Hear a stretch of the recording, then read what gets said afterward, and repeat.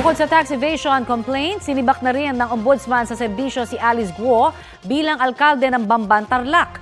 Tuloy rin ang mga hakbang ng Office of the Solicitor General at COMELEC laban kay Guo.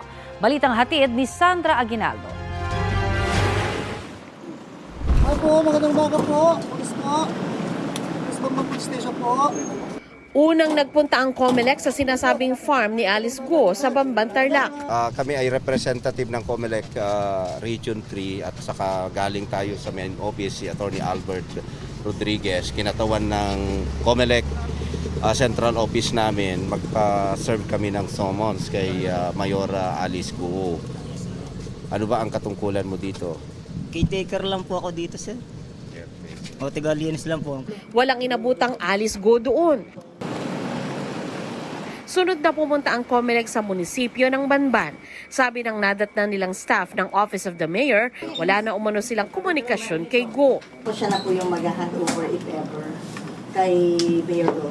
Siguro po kung makikita natin siya.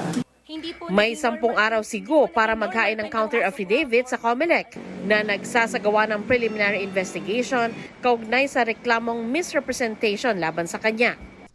Matapos ma-serve yung Sabina dito sa farm ni Mayor Alice Guo at maging doon sa munisipyo, hihintayin daw nila ang sagot o paliwanag ni Mayor Guo. Kapag hindi siya sumagot ay pwede na raw desisyonan ng COMELEC Legal Department ang preliminary investigation.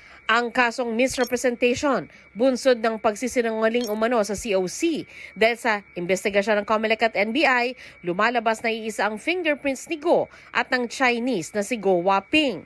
Pero bago pa maangkat ang issue tungkol sa pagkatao ni Guo, unang naungkat sa pagdinig ng Senado ang pagkakaugnay niya sa Pogo sa Banban, Tarlac. Hindi po ako operator, hindi po ako protector o cutler po ng Pogo.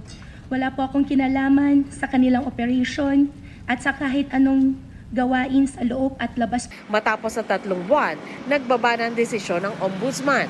Dismissed sa serbisyo bilang alkalde ng Banban si Guo at hindi rin daw makukuha ang lahat ng kanyang retirement benefits. Habang buhay siyang disqualified sa anumang opisina ng gobyerno. Kaugnay ito sa reklamong isinampa ng Department of Interior and Local Government para sa grave misconduct, conduct prejudicial to the best interest of the service, gross neglect of duty, at serious dishonesty, bunsod na naging papel ni Guo sa Pogo sa Baofu Compound. Magkakaugnay raw ang mga ginawa noon ni Guo mula sa pag-organize at pag-register ng Baofu, pati ang kabiguang bawiin ang permit ng Hongsheng matapos kanselahin ng PAGCOR ang lisensya nito. Gayon din ang pagbibigay ng business permit sa Zunyuan sa kabila ng mga pagkukulang sa application nito. Ang mga ikinilos daw ni Guo, nagpakita ng willful intent na labagin ang batas at baliwalain ang mga alituntunin.